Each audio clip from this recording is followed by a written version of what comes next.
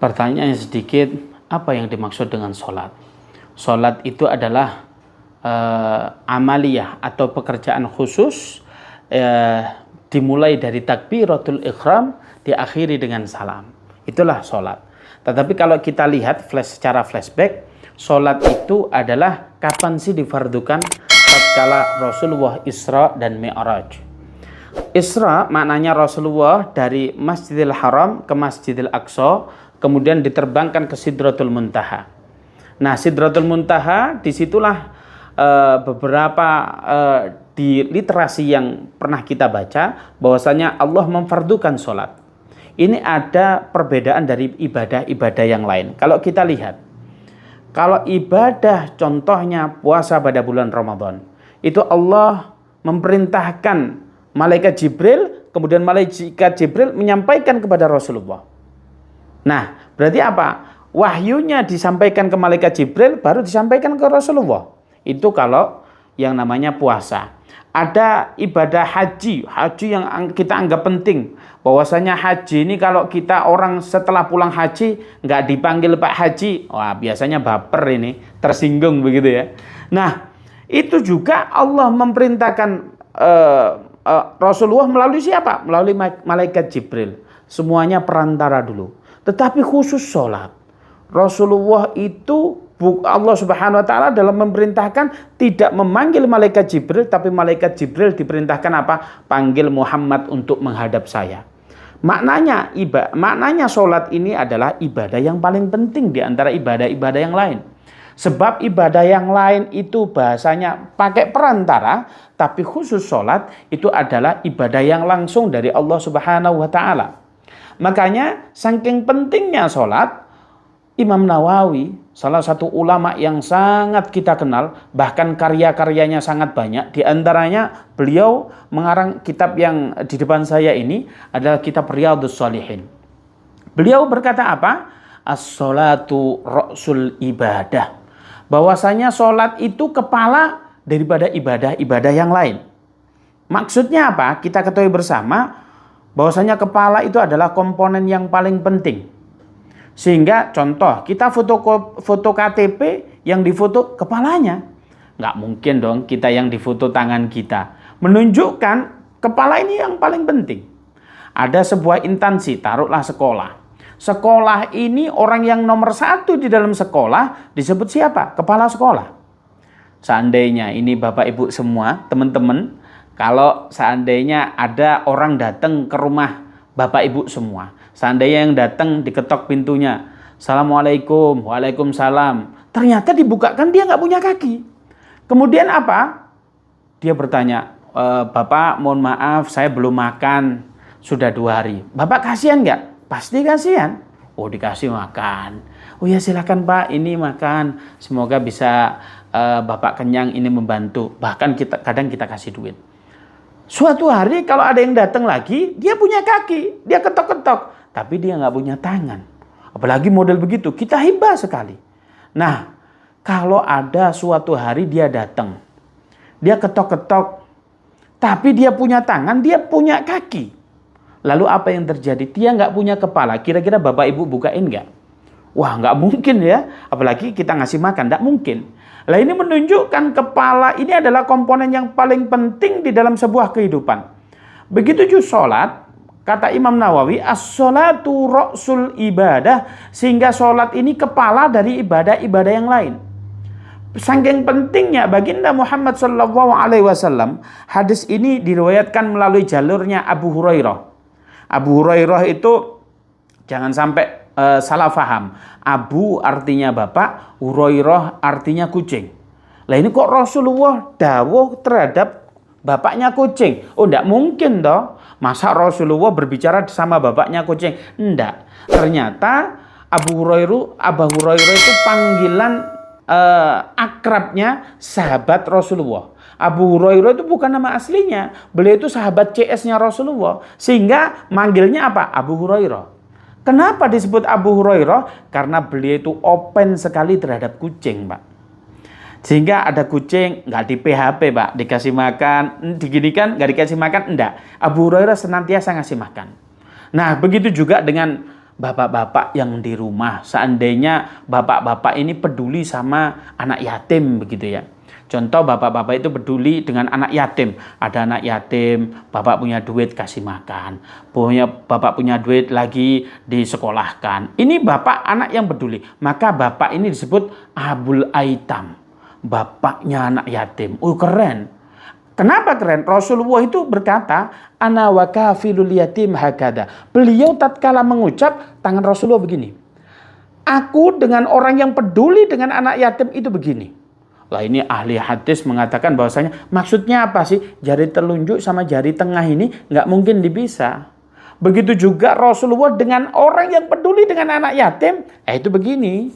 Kayak CS gitu sama Rasulullah.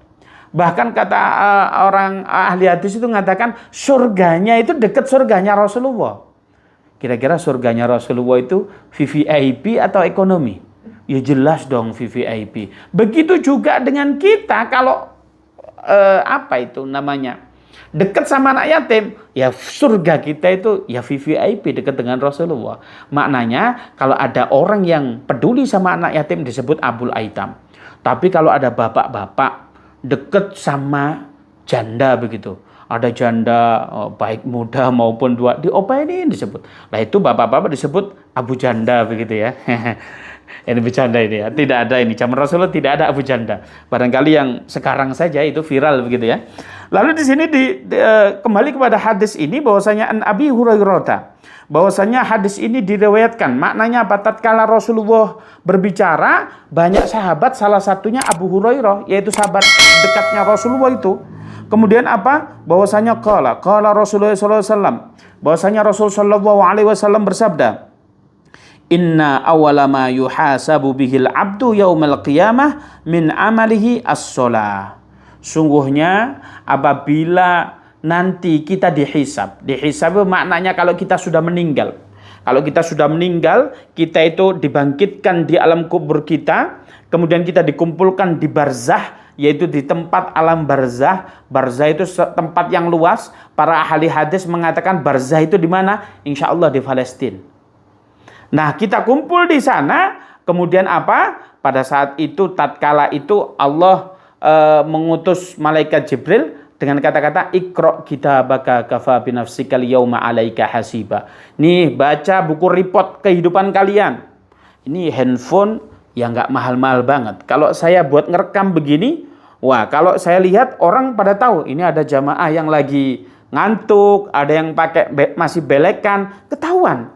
Ini report pakai HP yang murah. Lalu bagaimana reportnya Allah Subhanahu wa Ta'ala tentang kehidupan kita? Pasti detail, Pak. Tatkala taklim, wah ini Ustadz ngapain sih, ngomong apa? Ngomong begitu di hati, Allah tahu, kerekam. Ini sholat aslinya kalau nggak ada mertua, saya males ini. Kalau ada camer dulu sebelum nikah, Allahu Akbar, dikhusyuk-khusyukin, Allah tahu. Ini direkam, pada saat itu dikumpulin. Nih, baca buku report kalian. Nah, pada saat itu, tatkala seandainya sodakoh kita bagus, muamalah interaksi sama tetangga bagus, suka traktir temen bagus, sodakoh luar biasa, puasa luar biasa. Tapi tatkala ditanya buku reportnya bagaimana sholatnya? Sholatnya suka bolong-bolong. Itu pun kalau dia lagi bisnisnya oke, sholat Jumatnya di skip. Ini maka dia akan dianggap apa? Kamu boleh masuk surga tapi dikarantina dulu di nerakanya Allah Subhanahu wa Ta'ala. Jangan dianggap karantina itu enak. Tidak. Satu harinya bisa 1000 tahun di akhirat. Luar biasa. Sakitnya luar biasa. Yang Anda bayangkan bagaimana sakitnya di neraka itu, maka itu bukan neraka. Karena apa? Neraka tidak bisa dibayangkan bagaimana sakitnya. Kembali kepada ini, kalau sebaliknya tatkala dihisab, buku reportnya. Kalau sodako, ya begitulah. Puasa, ya begitulah. Sedang-sedang. Tapi sholatnya nomor wahid. Sof di pertama, sholat jamaah. Dia nggak pernah ketinggalan, dimanapun berada, sholat 5 waktu, on time, luar biasa. Maka dipastikan, kalau sholatnya benar, ibadah yang lain, keikut bener Pak. Enak enggak? Hidup itu kuncinya apa? Sholat. Maka kalau ada pertanyaan, apa itu sholat? Sholat adalah amalan yang bisa kita andalkan kelak di yaumil qiyamah. Sehingga kalau sholat kita benar, maka yang lain dihitung benar. Makanya luar biasa. Oleh karena itu, saya pribadi bukan ahli sholat atau apa. Tetapi ayo kita senantiasa perbaiki sholat kita yang benar. Yang menjadi pertanyaan. Lalu sholat itu yang benar bagaimana? Ada nih orang yang bertanya. Ada orang takbir Allahu Akbar. Ada yang takbir Allahu Akbar. Allahu Akbar. Ada yang begini Allahu Akbar. Ada yang takbir Allahu Akbar. Kalau kita pas umroh itu ngelihat Allahu Akbar, nggak pakai. Lalu yang benar bagaimana? Sadang kita umur sudah 40, sudah 30, kita nggak tahu ternyata sholat yang benar. Tapi Rasulullah mengatakan, "Shollu kama ra'aitumuni usolli." Sholatlah kalian seperti halnya kalian melihat sholatku.